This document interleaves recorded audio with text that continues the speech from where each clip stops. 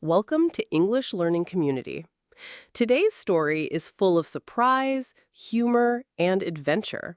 It's a strange tale of a man who woke up in a world where everything was tiny, except him. Keep listening till the end and don't miss the little tip we'll share to improve your English faster. It all began on a ship. Gulliver, yes, that's his name, was a traveler. A tall man with curious eyes and big dreams. Maybe too big sometimes. He loved the sea, the stars, and the wind that danced in his hair. One day, his ship was caught in a terrible storm. The sky turned dark, the sea roared like a lion, and waves crashed hard against the boat. People screamed, sailors ran, and in all the chaos, Gulliver fell into the water. He didn't know how long he floated. Maybe hours, maybe more. His clothes were heavy, his arms tired, but somehow, he reached the shore.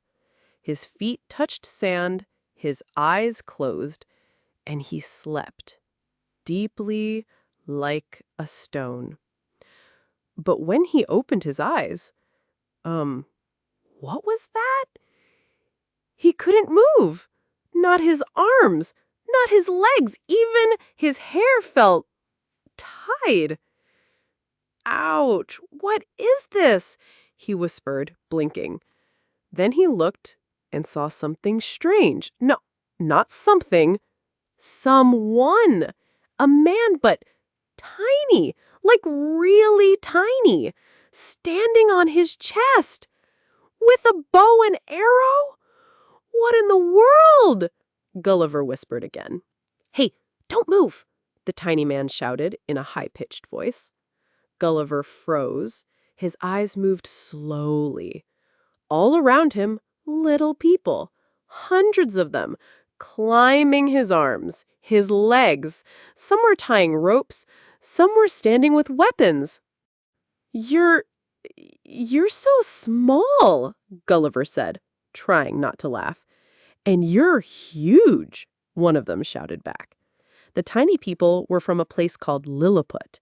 Their houses were small, their trees were small, even their dogs were the size of rats. Everything in Lilliput was like a toy world. And now a giant had washed up on their beach. They were scared. Of course they were scared. Wouldn't you be scared if a giant appeared in your city? They didn't know what to do, so they tied him up, just to be safe. Please, Gulliver said softly. I won't hurt anyone. Just untie me, The king of Lilliput, a man with a long hat and a tiny crown, was brought to the scene. He stood on top of a tall snail shell and spoke loudly. Giant, you are in the land of Lilliput. If you promise to be kind, we will untie you. Gulliver smiled. I promise. I only want food and rest. Please. The king waved his hand. Tiny people ran and cut the ropes. Gulliver sat up slowly, rubbing his arms. Whew, that was tight. The crowd gasped. Some ran.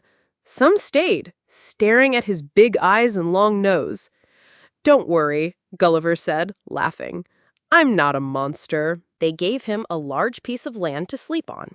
For food, they brought him dozens of tiny loaves of bread and tiny buckets of milk.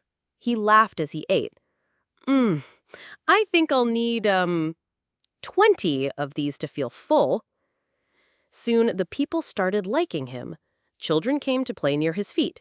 Birds sat on his shoulders. He even helped farmers by pulling trees from the ground to make space for crops. For Lilliput, Gulliver became a hero. But not everyone was happy. There was one minister, Duke Fluffface, yes, that was his name, who didn't trust Gulliver. He is too big, Fluffface said to the king. Too powerful. One kick from him and our castle is dust. But he is kind, the king replied, and honest. Fluffface frowned. We'll see.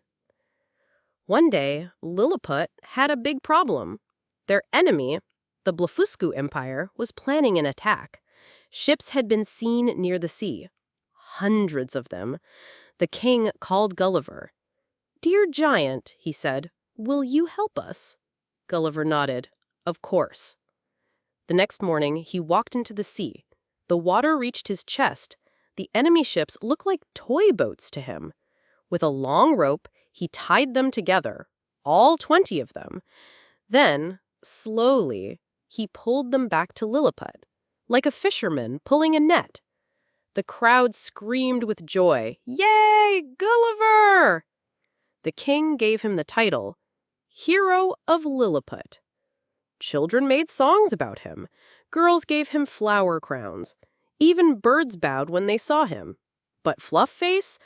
Oh, he was not happy. Not at all. "He is too popular now," Fluffface muttered in his dark room. "People love him more than the king." So, he made a plan. Late one night, when the moon was high and clouds moved slowly across the sky, Fluffface and his guards went to Gulliver's sleeping spot.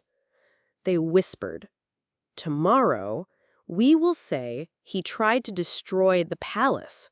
We will show fake footprints, and we'll say he stepped on the royal cat." "But sir," one guard said, "he's so nice." "Silence," Fluffface hissed. "Do you want him to become king?" The next morning, a group of soldiers came to Gulliver with ropes and nets. What's going on?" he asked, scratching his head. "You're under arrest," one shouted. "What?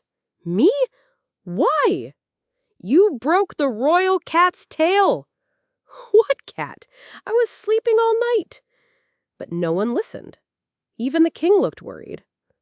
"I'm sorry," he whispered. "I don't know what to believe." Gulliver looked around. The same people who clapped for him were now scared. He felt sad. Deep sadness. A kind of pain that comes when people don't trust you.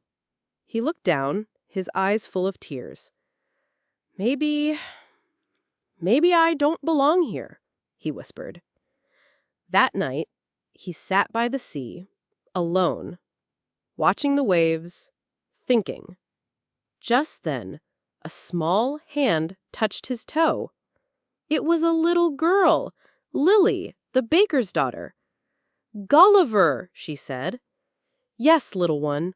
Then some elders, even a farmer. And finally, Sonali the queen. "Fluffface lied," she said. "We found his secret papers." Gulliver blinked. "Really?" "Yes, and the king wants to apologize. You saved our lives. You should not be treated like this."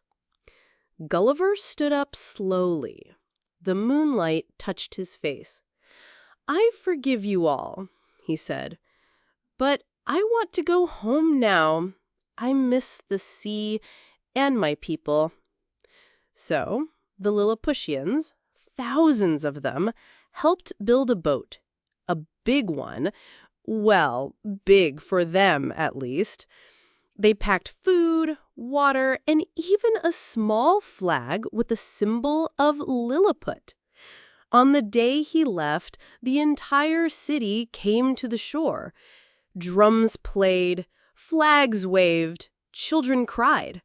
"Will you come back?" Lily asked. Gulliver bent down and nodded. "Maybe, if the sea allows." He sailed away, watching the tiny land disappear in the fog. Sometimes size doesn't matter. Heart does. Emma here again. What a strange and sweet story, right? Always remember, kindness, honesty, and forgiveness make you truly big. Did you enjoy this story?